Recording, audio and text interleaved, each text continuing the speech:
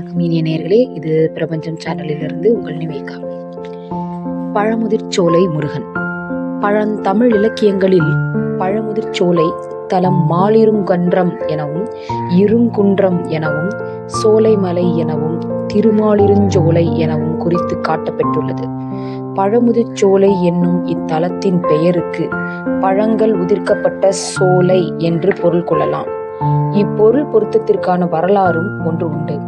இத்திருக்கோயில் உள்ள இடத்தில் முன்பு ஆதிவேல் நடப்பட்டு அதனை வழிபட்டு வந்ததாக கூறுகின்றனர். அந்த வேல் வடிவம் இப்பொழுது திருக்கோயில் அதனுள் அமைக்கப்பட்டுள்ளது.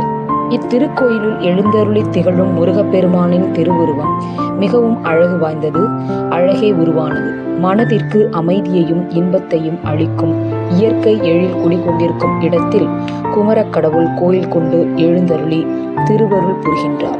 வணக்கம் நேயர்களே.